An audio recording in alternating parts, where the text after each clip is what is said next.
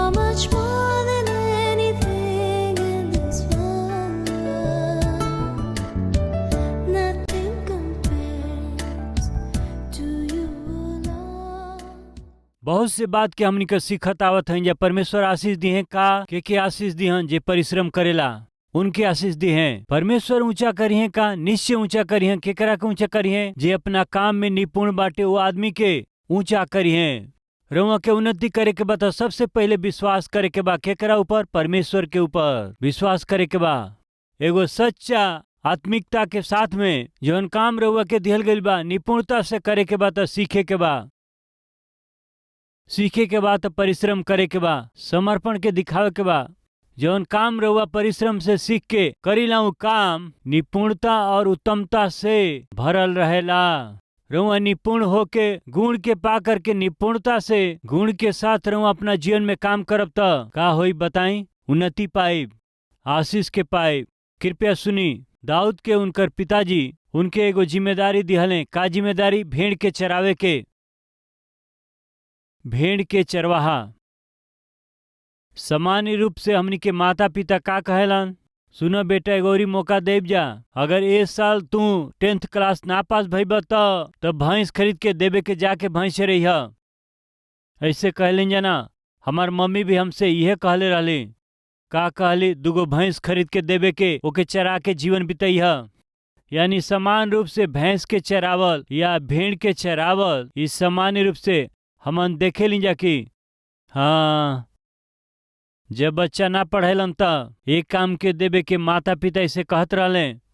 यदि रउआ अब दाऊद के देखब त एगो उ चरवाहा रहले, भेड़ के चरवाहा। घर के औरी कोनो भाई भेड़ के निखन चरावत, उ सब अच्छा से नौकरी करत हवन जा। कृपया ध्यान दें जा, दाऊद के बड़का भाई नौकरी करत रहलन जा। कौन से नौकरी? आर्मी में नौकरी, सेना में वो लोग नौकरी करत रहे, सरकारी नौकरी रहे। बाकी दाऊद के उनकर पिताजी कुछ भेड़ के दे के इनके चरावा कह के भेजले। तब दाऊद भेड़ के चरावत रहले। उनकर काम छोट काम रहल। उनकर काम भेड़ के चरावल रहल। उनकर काम एगो नौकर के काम रहल। बाकी ध्यान से देखी त वो छोट काम करते रहले, फिर भी भेड़ के चरावत रहले, फिर भी नौकर जैसे काम करते रहले। बाकी विशेष श्रद्धा वो काम में वो देखौले। आज रउआ कौन काम करत हैं? छोटा काम करत हो खब, लोगन के नजर से दूर, लोगन के पहचान से दूर काम करत हो खब। रउआ जवन भी काम करी ओकरा के श्रद्धा के साथ करत हैं कि ना? देखे वाला वो ऊपर हमें परमेश्वर ओके देखत हमें। ये बात के जन भूली। एगो चरवाहा के रूप में वो एगो नौकर के काम के करत रहले। परमेश्वर दाऊद के देखत रहले। वो का काम करते रहले बताई? जब चरवाहा के काम करते रहले तब अचानक एक भालू आ गई है। दाऊद ओकर सामना करके ओके मार दिहले। वो जौन काम करत रहले ओके बड़ा सावधानी से वो करत रहले, विशेष समर्पण के साथ करत रहले। एगो वो चरवाहा ऐसे समय में अचानक शेर और भालू उनकरा भेड़ पर अचानक आके हमला कैला से दाऊद का करते रहले? लड़किन से बात करके बैठल रहले का? चैटिंग करत रहले का?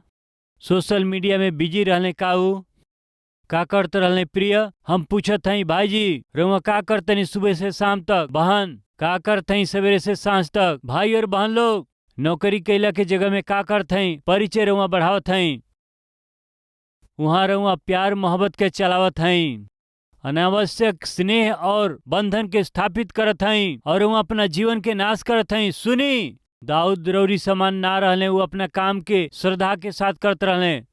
परिश्रम से वो अपना काम के पूरा कैले। अपना भेड़न के वो अपना आंख के पुतली के जैसे देखले। यही से दाऊद एक ओर खाली ना बैठ के वीणा बजावे वो सीख लिहले, दूसरी ओर गोफन चलावल भी वो सीखले। एक दिन अचानक से हमला कैलस भेड़ के ऊपर में। अचानक आके हमला कैलस तो का दाऊद भाग गेले? वो भाग गेले का? दाऊद प्रेम में पड़ गए। प्रिय केकरा प्रेम में पड़ गए? भेड़न के प्रेम में पड़ गए। हम बतौले रहली ना, रउआ जेकरा खातिर प्रेम करब उसे परिश्रम करब। यही से जौन काम करीला ओके पसंद करी। हम परमेश्वर की सेवा के पसंद करीला। परमेश्वर जौन कलीसिया के दिले बना ओकरा के हम बहुत प्यार करीला।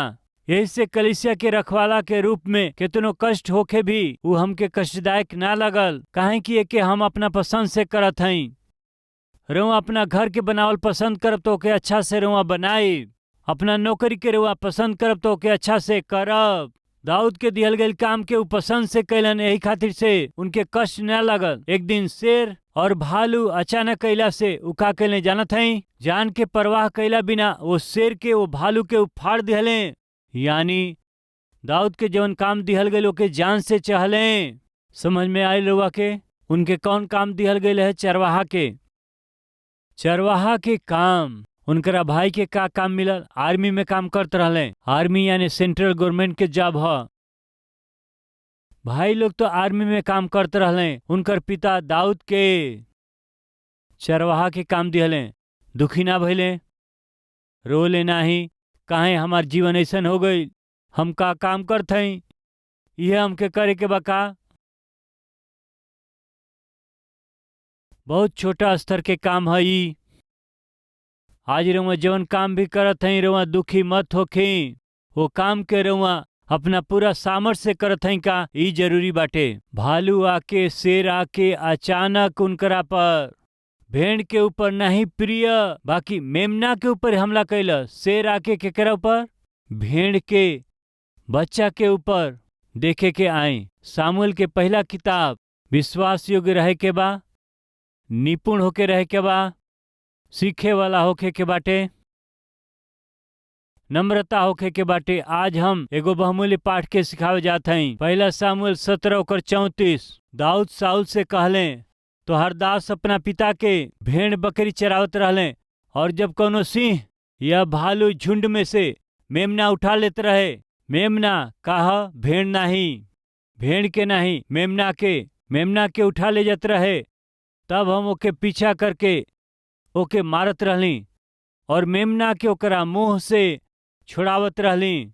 और जब ऊ हमरा पर हमला करत रहे तब हम ओकरा केस के पकड़ के ओकरा के फाड़ देते रहली। तो हर दास शेर और भालू के मरले हमें, और ऊ खतना रहित पलस्ती उनकरे समान हो जाइए, काहे कि ऊ जीवित परमेश्वर के सेना के ही ललकर ले बाने। सुनी, जौन काम उनके मिलल है ओके बड़ा श्रद्धा के साथ करा। तू भेड़न से ज्यादा अपना जान से प्यार कैले, अपना प्राण के दाव पर लगा करके जाके मेमनन के बचाए वाला दाऊद के देखले रहे? ऊपर से परमेश्वर देखले। बाइबल बतावेले यीशु मसीह भेड़न के अच्छा चरवाहा हमें। अच्छा चरवाहा अपना भेड़न खातिर प्राण देवेला। वो गुण हमनी में केकरा में दिखाई देता? दाऊद में दिखाई देता। ओके के देखल? परमेश्वर देखले। फिर का आशा कैले? तोहरा के भेड़ के रखवाला बन के नेके रह के, तोहरा के हमरा देश के रखवाला बने के बा। का समझ में आइल रउआ के? राउर करे वाला काम छोटा हो सकेला, बाकी रउआ ओके कैसे करत हई? परमेश्वर देख के ओकरा के खुश समय ऐसे करत हई का? उहे त रउआ के उन्नति की ओर लेके जाला। दाऊद के दिहल गईल छोटका काम ओकरा के वो उत्तम मूल्य के साथ कैले। ओके परमेश्वर देखले। उ कोनो समय नौकर रहले, चरवाहा रहले, भेड़न के चरावत उ का सिखले? वीणा सिखले। यही से उ कहाँ आइले? साउल के जब दुष्ट आत्मा पकड़ल, दुष्ट आत्मा जब साउल के सतावत रहे त जब वीणा बजावेला के जरूरत पड़ल त के मिलल उनके? दाऊद मिलले। दाऊद के जब लियावल गईल और दाऊद निपुणता से जब बीड़ा बजावे लगले तब का भइल? साउल में के दुष्ट आत्मा उनमें से निकल गई। सबसे पहले एगो चरवाहा रहले, अब अद्भुत रीति से बीड़ा बजावे वाला वादक हमें।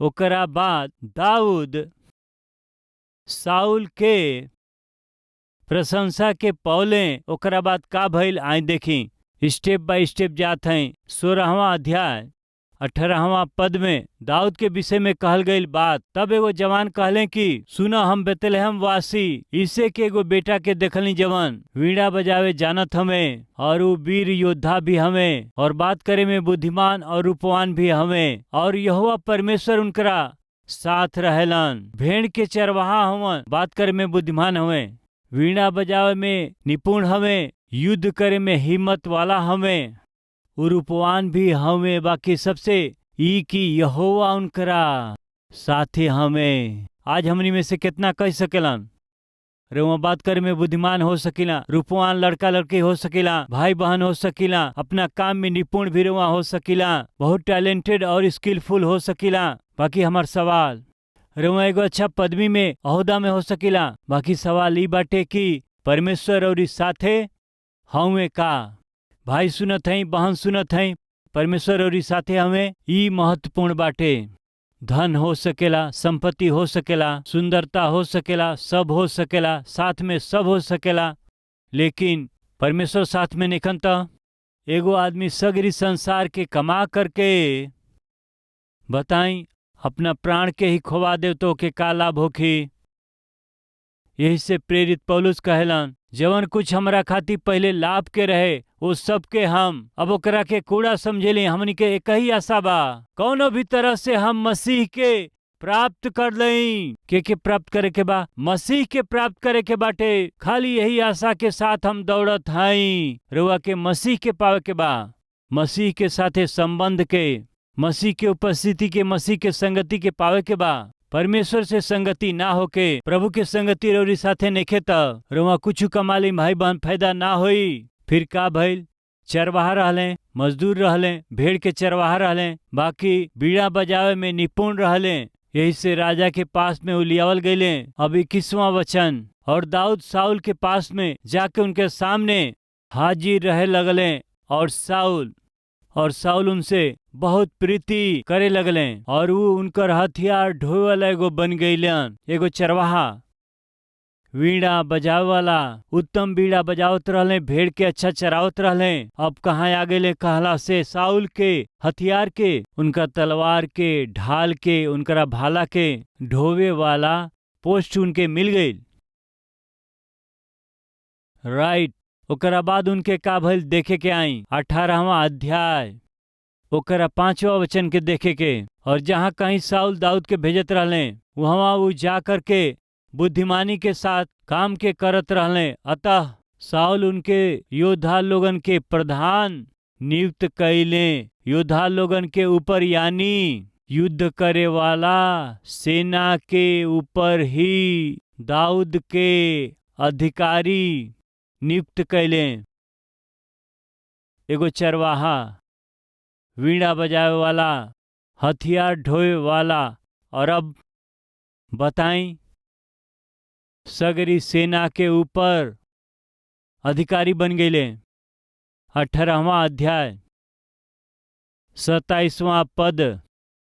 तब दाऊद अपना जन के लेके चलने, फलिस्ती लोग के 200 पुरुष के मरले।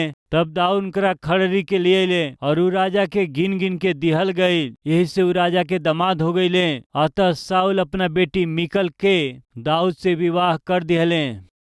अब का बन गईले? राजा के दामाद बन गईले। बताएं ये सब कहाँ स्टार्ट भइल? एगो चरवाहा के रूप में, एगो मजदूर के रूप में अपना भेड़ के चरावत रहले। बाकी कैसे चरवले? बहुत ही श्रद्धा से, बहुत ही निपुणता के साथ चरवले। ओकरा बाद में सामुएल के दूसरा किताब 2 अध्याय 4 वचन। तब यहूदी लोग वहां गईले और दाऊद की अभिषेक कैले। वो यहूदा के घराना के राजा होखे। दाऊद अब का बनले? पूरा यहूदा देश के राजा बन गईले। 5वां अध्याय 3 वचन। अतः सगरे इस्राएली पुरनिया हेब्रोन में राजा के पास अइले और दाऊद राजा उनकरा साथे हेब्रोन में यहोवा के सामने वाचा बंधले। और उ लोग इस्राएल के राजा होखे खातिर के दाऊद के अभिषेक कैले। और दाऊद 30 बरिस के होके राज करे लगले और 40 बरिस तक का कैले? राज कैले। अब उ का बन गईले? उधर यहूदा और इस्राएली लोग के सबके राजा बनले। उन्नति करे वालन में दिखाई देवे वाला गुण का हवे? विश्वास करे वाला होई, वो सीखे वाला होई, वो निपुण होई, नम्र व्यक्ति होई। एगो नौकर चरवाहा के रूप में भेड़ चरावत रहले और वीणा बजावे में भी निपुण व्यक्ति रहले वो। ओकरा बाद साउल के हथियार के ढोवत रहले। ओकरा बाद साउल के योद्धा लोगन के ऊपर अधिकारी बनले। ओकरा बाद साउल के दामाद बने खातिर वो चुन लिहल गईले। और अबही देश पर ही वो राज करे वाला राजा बन गईले। 7वां अध्याय 18 वचन। तब दाऊद राजा भीतर जाकर के यहोवा के सामने बैठले और कहे लगले, हे प्रभु यहोवा, का कहीं और हमार घराना का हुए कि रउआ हमरा के यहाँ तक पहुँचा दिहली। हम का हई और हमार घराना का हुए। राजा के रूप में अभिषेक भइल त वो देश पर अद्भुत रीति से शासन करे वाला दाऊद एक दिन परमेश्वर के सामने वो बैठ के कहत हमें, यहोवा, आज ये पूरा देश पर शासन कैला के सौभाग्य के जब हम देखत हई और ये सिंहासन पर जब हम बैठल हई, राजा के रूप में जब हम अपना के देखत हई, तब हमारी में का विचार आई कहला से असल में हम कौना लायक बानी और इतना आशीष पावे खातिर के हमार घराना कौना लायक बाटे। दाऊद में का दिखाई देता जानत हई? बताई का ह? नम्रता। नम्रता के अर्थ जानत हई रउआ? दीनता। दीनता और अपना आप के छोटा करला के स्वभाव के पर्यायवाची शब्द ह नम्रता। परमेश्वर रउआ के एगो अच्छा नौकरी दिहन त, परमेश्वर रउआ के एगो अच्छा घर दिहन त, परमेश्वर रउआ के आशीष दिहन त, परमेश्वर रउआ के आशीष दे के एगो उत्तम स्थान में जब पहुंचे हैं त प्रिय भाई और बहन, उन्नति करे वालन में दिखाई देवे वाला एगो उत्तम गुण का हुए जानत हई? दीनता, नम्रता। प्रिय डीएल मूडी बहुत ही अद्भुत सेवक रहले। उनकरा पासे बाइबिल कॉलेज में जुड़े खातिर स्टूडेंट आवत रहलन जा। एक दिन वो घोड़ा गाड़ी लेके जात रहले स्टेशन से। दूगो छात्र उनकर पिताजी बाहर निकलने बाइबल कॉलेज जाए खातिर निकलने। जब स्टेशन से बाहर अले, घोड़ा गाड़ी में जात डीएल मूडी रुक करके कहवा जाए के बा पूछले। बाइबल कॉलेज जाए के बाटे। कौन से बाइबल कॉलेज? डीएल मूडी के बाइबल कॉलेज में जाए के है। ठीक बा, हम लेके जाए। कहला से ठीक बा, ई ल ये पेटी के भी गाड़ी में रखा कह के डीएल मूडी के काम में लगा दिहले। वो पेटी के लिहले, वो बॉक्स के भी लिहले, वो गाड़ी के ऊपर रख दिहले और बैठ जा कहले। वो का सोचले जानत हई? डीएल मूडी के देख के घोड़ा गाड़ी चलावे वाला एगो साधारण व्यक्ति हमें ई वो सोचलन जा। कॉलेज जैला के बाद वो लोग कहत रहले, ठीक बा, ये पेटी के ध्यान से उतारा जरा। कहला से वो डीएल मूडी अइले और ध्यान से उतार के रख दिहले। वो पिता और बेटा जा करके रिसेप्शन में वो लोग पूछत रहे, हाँ, हमनी के बच्चन के डीएल मूडी के कॉलेज में ज्वाइन करे खातिर आयल हई। वो बहुते व्यस्त रहलन जानत हई जा। बाकी उनसे मिले के अवसर हमनी के कबो मिली का? एह तरह वो पिता रिसेप्शन पर जब पूछले तब उनसे मिले के अवसर मिली। काहे कहत हवा? रउआ उनसे मिलनी ना? भैया रउआ का कहत हई? खाली उनका दर्शन हो जाओ तो काफी बा, देख लीजिए बहुत बा। रउआ मिलल बानी कहत हई, बाकी हम नहीं मिलल। नहीं जी, रउआ उनसे मिलनी। नहीं जी, हमनी का नहीं जब मिलल। जे रउरी पेटी के उठावल और रउआ के घोड़ा गाड़ी में बैठा करके रउआ के लेके अलन, उ औरी केहू ना, डीएल मूडी हमें। वो बात के सुन के वो पिताजी और वो लड़के अचंभित भइले। महान लोग कैसे महान बनेला रउआ जानत हई का? वो केतनो महान भी बन जाओ न, उन्हन लोग में का रहेला जानत हई? नम्रता रहेला, दीनता के स्वभाव रहेला, दीनता रहेला। लेकिन आज बहुत लोगन में आज दीनता के स्वभाव नहीं खे। थोड़ा अच्छा कपड़ा पहन ले तो बस बहुत ही घमंड करे लागेलन। एगो बाइक खरीद ले तो बस वो बाइक के कई चक्का में वो चलावे लागेलन, 2 चक्का इस्तेमाल ना करेलन। ई लोग कार खरीद लेलन तो बस फिर जमीन में ना चलेलन। बाटे का के हो यहाँ पर? प्रिय भाई और बहन लोग, उन्नति करे वाला कितना भी उन्नति कर ले, परमेश्वर के साथ रहला से उनकरा में का रही? नम्रता, दीनता, दीनता के स्वभाव रही। प्रिय दाऊद उनकरा जीवन के अंत तक ओकर रक्षा कैले। जे अपना आप के ऊंचा करेला परमेश्वर ओके का करेलन? नीचा करेलन। जे अपना आप के दीन करेला परमेश्वर ओकरा के का करेलन? ऊंचा करेलन। परमेश्वर के जरिए ऊंचा कैला के आशा करत हई का? परमेश्वर के जरिए आशीष पावल चाहत हई का? राउर जीवन बहुत खातिर आशीषदायक के रूप में बदले के चाहत हैं का जौना स्थिति में बानी ओकरा उत्तम स्थिति में ऊंचा कल जाए के बा। यदि ऐसा आज रउआ सोचत हैं तो फिर विश्वास योग्य बनल रही, सीखे वाला रउआ बनल रही, निपुण व्यक्ति रउआ बनी, अपना जीवन में नम्र बनल रही। ऐसे अनुग्रह चाहे कहे वाला हमारा साथे मिल के प्रार्थना करे।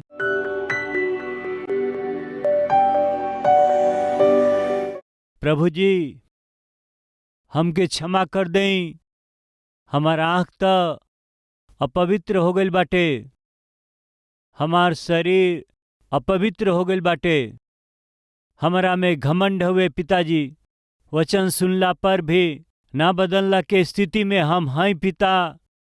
अपना परिवार के बना नहीं पावत, अपना पत्नी से प्रेम नहीं कर पावत, अपना बच्चन के भय भक्ति में रौरी नहीं बढ़ा पावत। पिता हमरा के क्षमा कर दे। हमार कमजोरी का हवे हम जानत हई, हमार कमी का बाटे हम जानत हई, हमार पाप का बाटे हम जानत हई, हमार गलती का हवे हम जानत हई। जानबूझ करके हम फिर से पाप करत हई, हमके एकरा से छुटकारा चाही। इस सगरी कमजोरी में से हमरा के छुटकारा चाही हे पिता। हमरा के छुड़ाई हे पिता, हमरा के क्षमा करी हे पिता। हमरा के सिर से लेके एड़ी तक अपना लहू से हमरा के धो के शुद्ध कर दें हे पिता। हमके पवित्र कर दें हे पिता। पिछला पूरा महीना में संभल ली और ये नया महीना में भी हमरा के पहुंचा दिहली हे पिता। और आगमन बहुत करीब बा। ये अंतिम दिनन में और अधिक रौरी कलिसिया के रूप में इकट्ठा भइला के अनुग्रह हमनी के दें पिता। अनाज्ञाकारी आत्मिकता के दूर कर दें, आज्ञाकारी आत्मिकता के रउआ दें हे पिता। राउर सेवा करत ही, रौरी सुसमाचार के प्रचार करत ही, रौरी गवाह के रूप में हमनी के जिए के अनुग्रह दे दें हे पिता। रौरी सेवक के रूप में रउआ खातिर जौन कर सकिला करे खातिर अनुग्रह दें। कलिसिया के रूप में हमनी के जौन कुछ करे के बा उ सब कुछ कैला के सौभाग्य हमनी के रउआ दें। ऐसन जीवन जियला के सौभाग्य हमहन के दें। यीशु के नाम से मांगत हैं पिताजी, आमीन।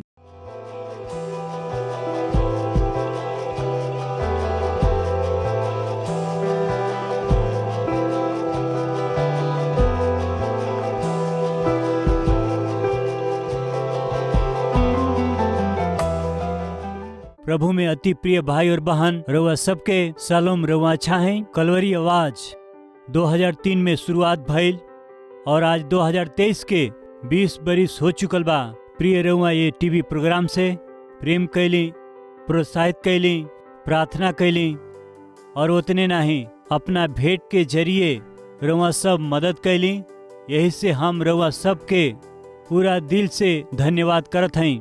आज एक कार्यक्रम के जरिए हजारों और करोड़ों लोगों तक जीवित परमेश्वर के अद्भुत सुसमाचार के पहुंचावे खातिर रौरी जरिए कैल गई मदद खातिर हम दिल से धन्यवाद देते हैं। और यही समय हमनी कई कलवरी आवाज के कार्यक्रम भोजपुरी में ही ना, भारत देश में बोले वाली हर एक मुख्य भाषा में प्रभु यीशु मसीह के सुसमाचार के हम पहुंचा सकें परिश्रम करत हैं। वैसे ही हर महीना लगभग 650 टीवी कार्यक्रम के प्रसारित करत हैं। जा बोझ से भरल इस सेवकाई आगे जाए के बात निश्चित रूप से राउर सहायता, प्रार्थना और सहयोग बहुत जरूरी बा।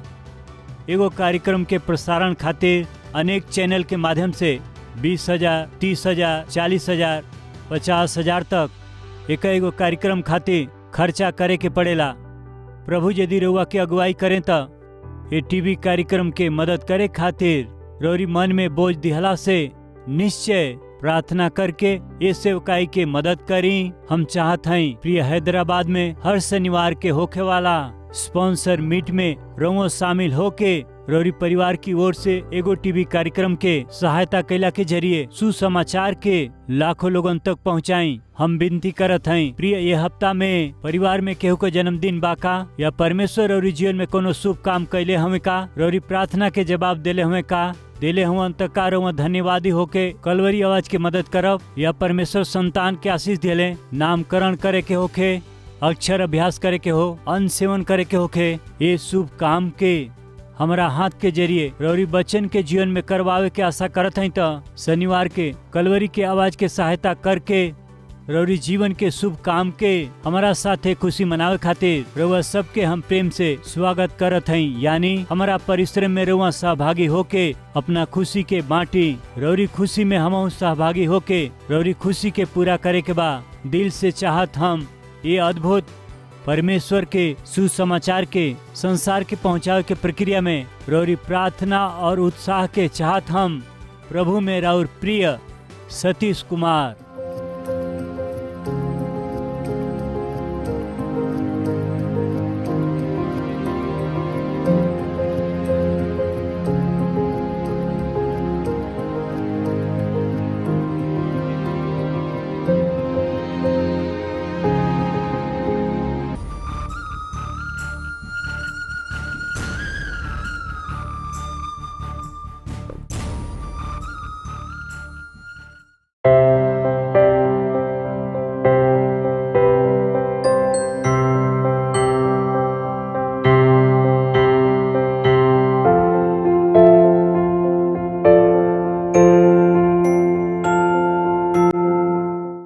हमार पता बा कलवरी post box number 30 Kukatpally Hyderabad 72।